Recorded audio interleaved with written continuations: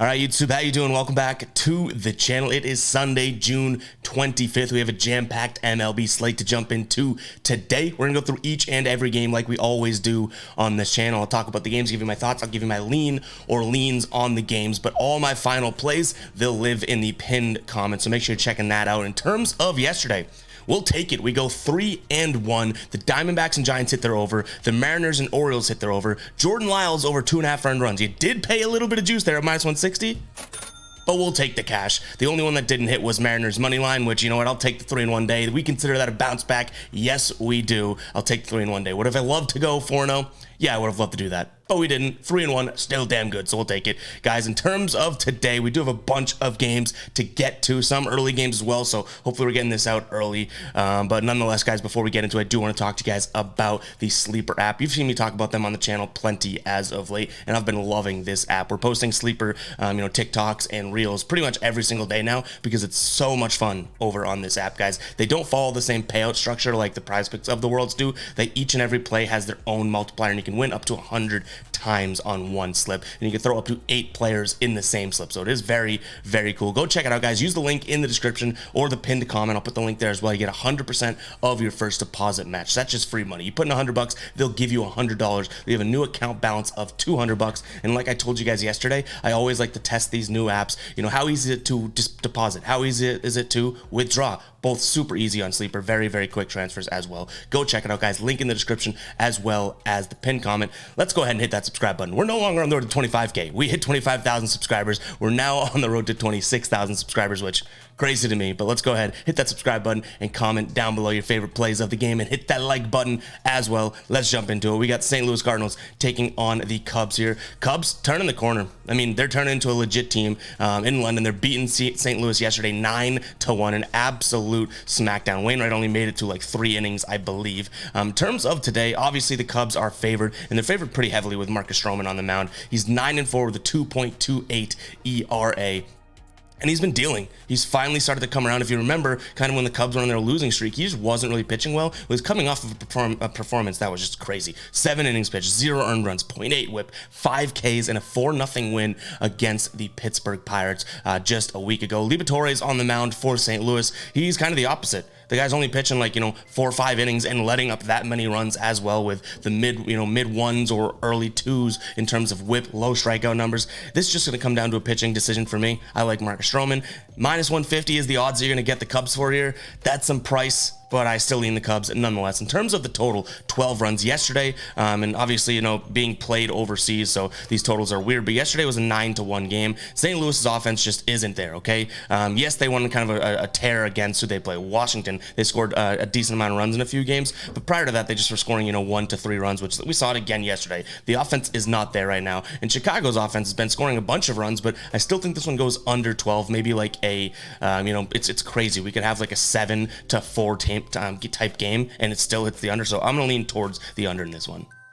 All right, Detroit taking on Minnesota. Detroit getting a 3-2 win yesterday, and they're underdogs again today. I'm not sure where I make out on this one. I do like Bailey Ober on the mound for the Twins. He's 4-4 with a 2.83 ERA. Lorenzen on the mound for the Tigers. He's had some good starts, but ultimately is 2-5 with a 4 flat ERA. He's coming off a decent start, though, but it was against Kansas City, so I don't know how much weight I want to put into it. I think that I'm actually going to lean towards the over here more than anything else. Now, yesterday, yes, we saw a 3-2 game. Game 1 was a 4-1 game, and I'm not telling you that these offenses, or I should say Detroit's offense, is going to step up anytime soon, but I do think that this is a game that goes up and over just because I think the pitchers can get got to today. Bailey Ober, yes, good pitcher, but he's had his fair share of couple, games in a row now where he pitches 6 innings, lets up 3 runs, which isn't all that great. If he's letting up 3 runs, the bullpen can come in, let up a couple runs as well, and then we're looking at an easy kind of walk to the over. So I don't love this matchup at all today in terms of a side, just to be completely honest. I think the Twins probably get the win, but I don't know if I trust it the way that they've been playing and their offense has been playing. So I lean towards the over, if anything, in this game, but I doubt that becomes a final play in all honesty. All right, Max Scherzer and the Mets get the win over the Phillies yesterday. They win that one 4-2. In terms of where this series is so far, it is now split. And I do think, and I think I said it a couple of videos ago, I do think that this is the type of series that these two teams kind of go back and forth. They're very similar, if you ask me, in terms of offensive output. I guess obviously the Phillies playing way better baseball, or were, I should say, playing better baseball than the Mets. But now they've lost 3 of their last 4 games. They're minus 178 favorites, though, on the money line. I don't ultimately really like that, but I do think that this is a Philly spot. Like I said, I think this is a back and forth type series, meaning Phillies win game 1, Mets win game 2. Philly's going to come out there and win game 3 today. Zach Wheeler on the mound, 6-4 with a 3.48 ERA. Carrasco's on the mound for the Mets, but Wheeler's coming off of 2 straight, I should say 3 straight, really good starts. In his last 3 starts, he's only let up 1 run total, okay? So he's looking pretty good there. I'm going to trust that. Carrasco's coming off a couple bad starts in a row as well, so the pitching kind of checks out in this one. I'm going to lean towards the Phillies. I wish it wasn't minus 178. That's probably going to keep it off of being a final play, but nonetheless, that's the direction we're leaning in. In terms of the total, we're looking at 9 runs here. Now, in this series thus far, we've seen a 5-1 game and a 4-2 game, both of which have gone under. I think this one is going to stick sort of on that trend, but man, I'm not going to lie. If you were to tell me, oh no, this one actually ends in like a 7-6 type game, I wouldn't be surprised. So I lean towards the under, but I'll leave it at a lean, guys. I don't think I touch that in terms of a final play. All right, we have the Yankees taking on the Texas Rangers here. Yesterday, Yankees squeeze one out here. They win 1-0. And now we have Garrett Cole on the mound taking on Nathan Eovaldi. This is going to be a great matchup. We do have a low total. I'm going to lean towards the under just because I'm going to believe in these pitchers. So even though it's a low total at 7.5, we've kind of seen the track record. Yesterday, a 1-0 game. Game 1, a 4-2 game. And now you have the 2 best pitchers on the mound for each team. And I honestly kind of woke up and I was like, all right, we're leaning Eovaldi and the Rangers, right? But I do think that the value is going to be on the Yankees side. I'm going to lean towards them. The last time Eovaldi went out against the Yankees, he absolutely shut them up. 9 innings pitched, 0 earned runs, a .33 whip, and 8 strikeouts. Whereas Garrett Cole pitched a couple days before that in their recent series and, only went 6 1/3 or 6 2/3 with 2 earned runs, 1.0 whip, and 8 Ks. So he pitched okay, not enough to get them to the finish line. I think that the things kind of flip today. I think that this is a Garrett Cole day. I think that he's going to look to go out there and I guess kind of shut up this Texas offense, who obviously wasn't really cooking yesterday.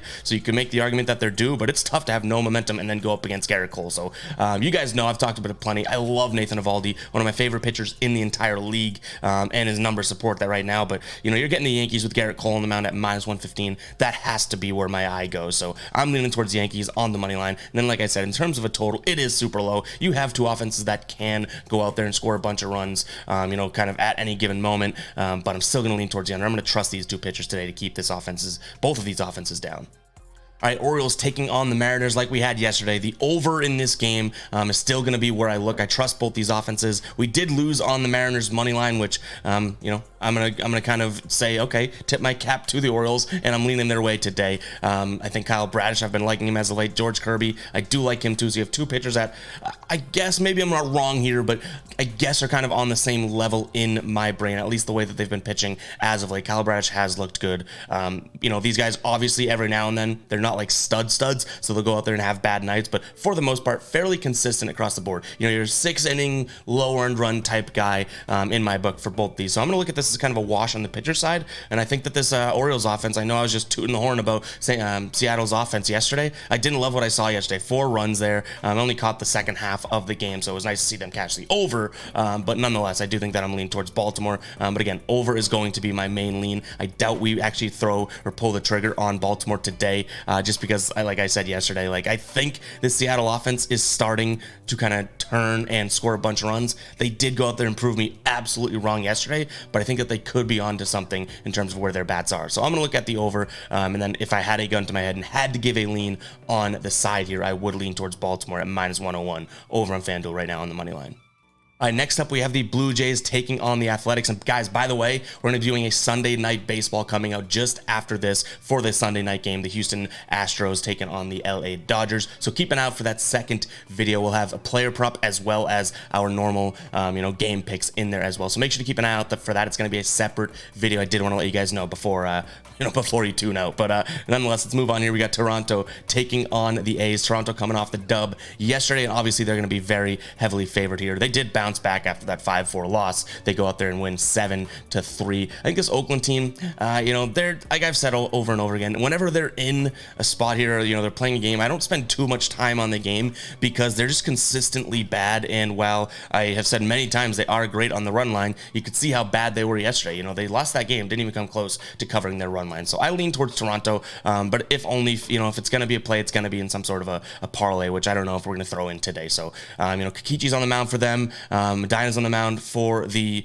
Athletics there. I like Toronto here. I think this is obviously a good spot for them, but not an individual play because you're paying minus 275. In terms of the total 9.5 runs, I do take a peek at the under, even when Oakland sort of had a decent offensive day. They only scored 4 runs. Now, can Toronto go out there like yesterday and make up, 90% of this total themselves with runs? Yes, but nonetheless, I do still think that this is a decent under spot because Toronto, though their bats get hot, they also cool down sometimes, and Oakland just stinks. So I'm leaning towards the under. All right, guys, before we get to the rest of the slate, I did want to take this opportunity to talk to you guys about DGF, Daily Grind Fantasy. I've talked about them on the channel before, but if you are in the world of, like we talked about with Sleeper, Prize Picks, No House Advantage, Jock Market, any of these DFS player prop pick'em type format sites or apps, you got to be using Daily Grind Fantasy. It goes through and analyzes each and every play on those boards and then compares them to Sportsbook's line. So one, you could see the difference in line. If Prize Picks is offering an over 1 total bases, whereas sportsbooks have it at an average of 1.5. You get value over there on Prize Picks, right? And then it also looks at, so not only the line, but it looks at what sportsbooks are offering for odds for those lines. And as you know, over on Prize Picks or any of the other DFS apps, they have the same payout structure. Other than Sleeper, go check it out. But they have the same payout structure, so odds don't necessarily impact, the winnings or the earnings of your slip, right? So you're going to want to go and look at what is the most favored in terms of what sportsbooks are looking at. If you have a pick that has an average sportsbooks line at minus 145, which is what this tool can identify, that has a way better chance of hitting than if you're going to throw in a pick unknowingly that has a plus 110 odds over on sportsbooks. You know what I mean? Like here, if Ev, his total bases line is, let's see, probably like 6.5, because that's what I'm at. I'm just him. If my line is 6.5 over on Prize Picks, but sportsbooks have it at 7.5, you're going to want to take the over on Prize Picks because sportsbooks have a lot more time and allocated resources to setting these lines correctly, whereas Prize Picks is a little bit slower to update lines. So it just identifies value, guys. It is a very cool tool. Make sure to use it. Use the link in the bio, get there in the description as well, or the pinned comment, and you can get a 3-day free trial. It is well worth it. I use this thing every single day as well. You guys know I'm always pushing the tools that I use. Sometimes you got to pay for them, like this one, but I do still think it's a well worth it tool for sure. Let's go ahead and get back to the slate here. We're looking at the Pirates taking on Miami. I don't really love this spot. I think I said it yesterday. Miami ends up winning this one, but I'm starting to lose, I'm losing them, just me being transparent, kind of losing the vibe or where I'm finding an edge in this series. So I don't really have a play necessarily on the side here. Miami's heavily favored. I'm going to look in that direction, I guess, if anything. Perez is on the mound. He's been pitching well, 4-1 with a 1.4 ERA. Oviedo's on the mound for the Pirates, 3-7, the 4.3 ERA. Not necessarily in the same boat there, but what I do really consider is going to be the over today. This is a spot in which you have a low total at 7 runs, and not that either one of these teams have been showing that they can easily get up and over that, but we did see a 6-4 outing already from these two teams, and yesterday was a 4-3 game between them. So I do think that this is a decent spot. I think the weather's real crappy in Miami, if I'm not mistaken. That might be why this line is down there, but nonetheless, retractable stadium, if it's that terrible, it'll be all right. Okay, so I'm gonna lean towards the over. Whether or not it makes the final play, keep an eye on the pinned comment. It's not like I'm standing on the rooftop shouting how much I love this pick. It's kind of the only spot that I can find value in this matchup right now. All right, it happened.